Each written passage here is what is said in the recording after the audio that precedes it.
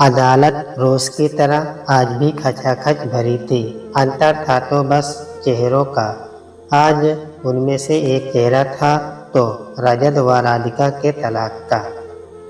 एक तरफ रजत का वकील व उसके रिश्तेदार थे तो दूसरी तरफ राधिका का वकील व उसके रिश्तेदार थे। जज जैसे ही अदालत के कमरे में घुसा वैसे ही सभी अपनी जगह खड़े हो गए। अब बारी थी तो दोनों तरफ के वकीलों के जिरह की, जो चालू हो चुकी थी। रोप प्रत्यारोपों का दौर शुरू हो गया। समझ नहीं आ रहा था कि दोनों अर्थात रजत व राधिका में कौन सही था और कौन गलत।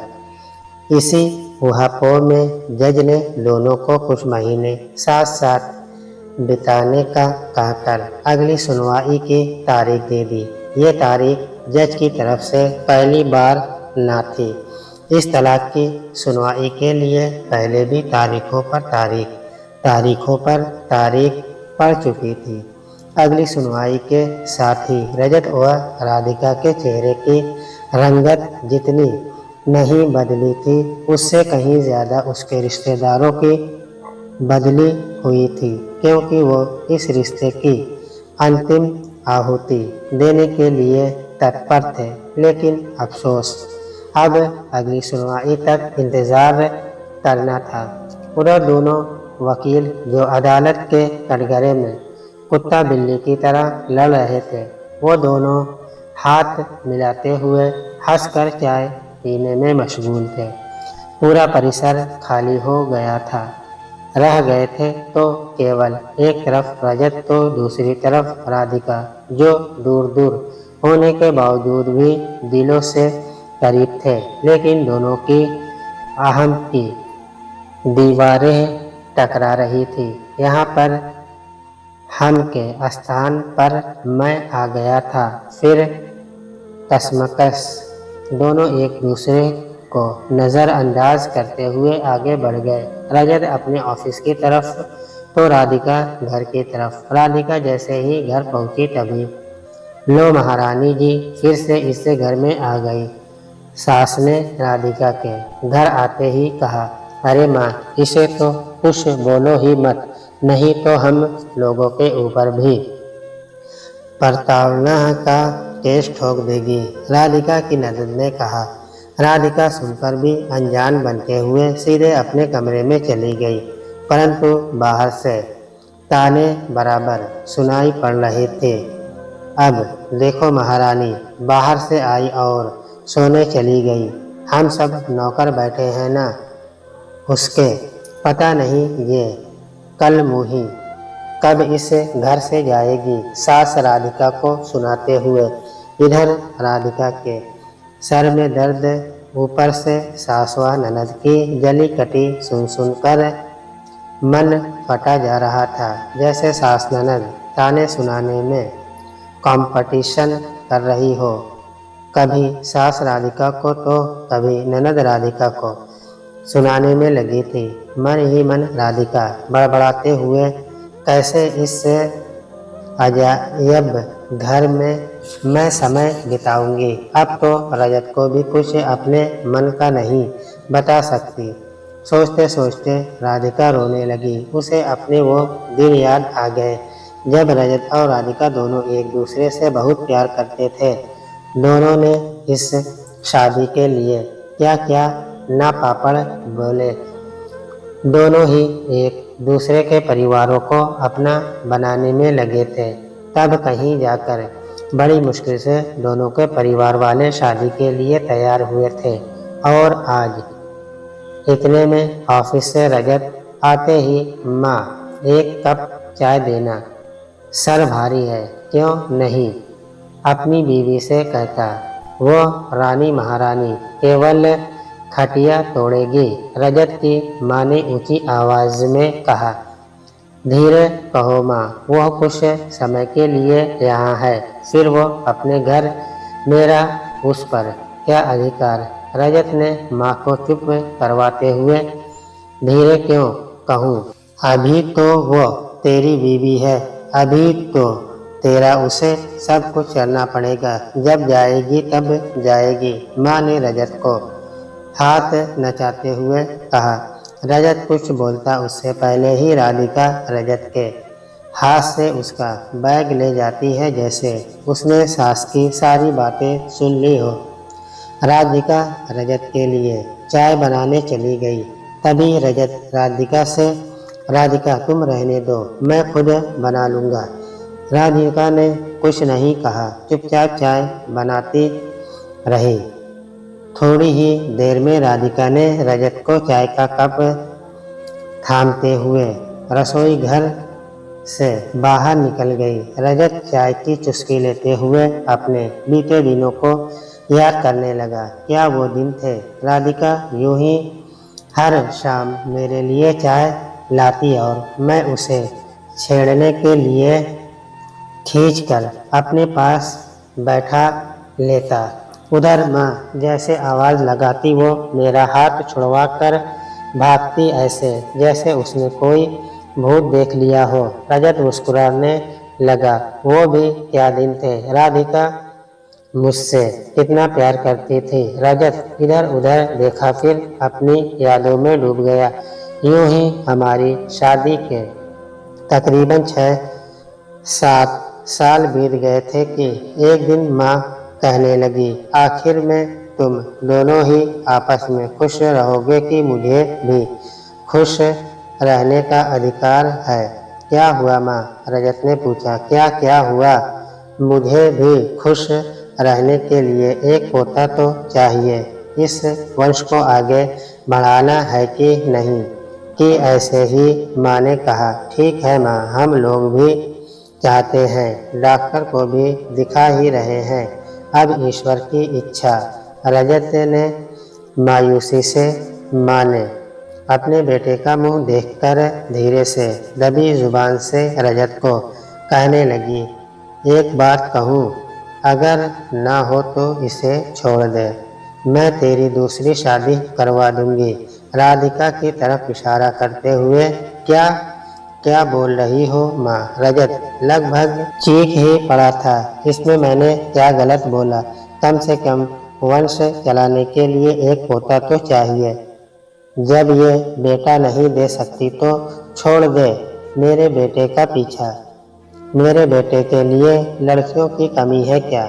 माँ ने राधिका के मुखातिब होकर कहा। ये क्या कह रही है माँ जी, इसमें मेरा क्या दोष? राधिका ने रोते हुए, दोष क्यों नहीं है, तुम ही ना पैदा करोगी बेटा। अभी तक 2 से 3 हो जाने चाहिए थे, दोनों निरुत्तर हो गए। माँ की भावना को समझते हुए माँ को समझाना मुश्किल था। राधिका बोलने को बोल सकती थी कि इसमें जितना मेरा दोष है उतना ही आपके बेटे का भी दोष है। इसका ये मतलब ये नहीं कि मैं भी रजत को छोड़ दूँ। एक दिन अचानक माँ ने एक पंडित को घर लाते हुए, राधिका ये बहुत प्रसिद्ध पंडित जी हैं, इनका आशीर्वाद कभी खाली नहीं जाता, आओ इनसे आशीर्वाद ले लो, भगवान ने चाहा तो जल्दी ही तुम्हारी गोद भर जाएगी। माँ ने कहा। माँ की आवाज़ सुनकर दूसरे कमरे से रजत आते ही माँ को एक कोने में ले जाकर कहने लगा, माँ ये सब क्या नया नाटक है? आप टीवी पर इतना कुछ देखती हैं, फिर भी मुझे पता है, इसलिए तेरे सामने ही आशीर्वाद देकर चले जाएंगे। अगर इससे हमारे घर का कुल दीपक आ जाए तो क्या दिक्कत है? थोड़ा रुककर फिर माँ ने कहा, फिर तो तेरे को कोई दिक्कत नहीं ना? माँ ने रजत को समझाते हुए, ठीक है आपकी जो मर्जी वो करो। रजत ने अपनी माँ के आगे हार मानते हुए पंडित जी की आगे बढ़कर राधिका को आशीर्वाद के रूप में कुछ सामग्री देते हुए, बहू इसे गुरुवार के दिन पीली साड़ी के पल्लू में बांध लेना और हर गुरुवार को वही साड़ी पहनना। तुम्हारी झोली जल्दी ही खुशियों से भर जाएगी। पंडित जी थोड़ा रुकते हुए, लेकिन एक बात ध्यान रखना, बांधने के बाद वो साड़ी खोनी नहीं चाहिए, नहीं तो अनर्थ हो जाएगा। अनर्थ कैसा पंडित जी? सास ने पूछा। आप सभी की मुश्किलें और बढ़ जाएगी, पंडित जी कहते हुए चला गया। राधिका पढ़ी लिखी होने के कारण इन अंधविश्वासों को मानती नहीं थी, परंतु इसमें उसका नुकसान था भी क्या? बस फिर क्या था, अगले दिन ही गुरुवार था, इसलिए राधिका उसी दिन एक पीली साड़ी खरीद कर ले आई। गुरुवार को पंडित जी ने जैसा कहा था वैसा ही उसने किया। उसके अगले दिन साड़ी भी बहुत हिफाजत से धोकर सुखाई। बार बार काम करते करते साड़ी को देख लेती, पर ये क्या, दोपहर होते होते तक उसकी साड़ी वहाँ से गायब हो गई। दौड़कर अपनी सास से पूछने गई, माँ जी, आपने मेरी साड़ी उतार ली क्या? मैं नहीं तो क्यों, क्या हुआ? सास ने कहा। माँ जी, साड़ी नहीं दिख रही। राधिका ने डरते डरते कहा, क्या तूने साड़ी खो दी? तुझे साड़ी देखनी नहीं चाहिए थी? पंडित जी तो पहले ही बोले थे कि साड़ी खोनी नहीं चाहिए। हे भगवान, अब इस घर का क्या होगा? सास बवाल मचाते हुए राधिका को समझ नहीं आ रहा था कि साड़ी गई तो कहाँ गई। घर में कोहराम मच गया। सास ननद सभी राधिका को बोले जा रही थी। इतने में रजत घर पर आते ही, क्या हुआ माँ, क्यों इतना घर में शोर शराबा है? क्या बताऊं बेटा, जिसका मुझे डर था वही हो गया, साड़ी खो गई। अब इस घर का क्या होगा, भगवान ही जाने। माँ ने रोते हुए कहा, राधिका, देख रहा हूँ आजकल तुम बहुत लापरवाह होती जा रही हो, एक साड़ी भी नहीं संभाल सकती थी। रजत ने राधिका को डांटते हुए, छोड़ बेटा इसको, अगर इस घर की इतनी ही चिंता होती तो साड़ी का ध्यान न रखती। अब फिर पंडित जी को बुलाकर पूछना पड़ेगा कि इस बला का क्या उपाय है। माँ ने रजत को राधिका के प्रति भड़काते हुए अगले दिन फिर पंडित जी आ धमके।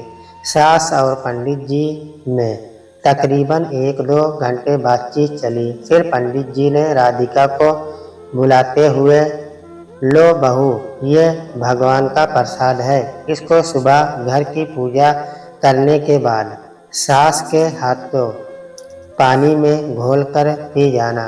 शायद भगवान ने चाहा तो सब ठीक हो जाएगा। और हाँ, इस प्रसाद को पीने से पहले तक संभाल कर रखना, कोई और लोग इसे खा ना ले, नहीं तो फिर मैं इस घर को किसी भी हाल में मुसीबत से नहीं बचा सकता। राधिका डरते हुए उस प्रसाद को अपने अलमारी में रखते हुए यही सोचती हुई कि जल्दी से सुबह हो और इस प्रसाद को पीकर सारी समस्या खत्म करूं। दरअसल राधिका आने वाली समस्या से ज़्यादा वर्तमान की समस्या से ज़्यादा परेशान थी। अगले दिन राधिका उठने के कुछ समय बाद ही परेशान हो उठी, क्योंकि पूरी अलमारी छान मारी, परंतु कहीं भी पंडित जी का दिया हुआ प्रसाद नहीं दिख रहा था। इतने में सास ने आवाज़ लगाई, राधिका, पंडित जी का दिया हुआ प्रसाद ले आओ, तुम्हें घोलकर दे दूँ। आती हूँ, राधिका ने अनमने ढंग से कहा। राधिका को खोजते हुए करीब 1-2 घंटे बीत गए।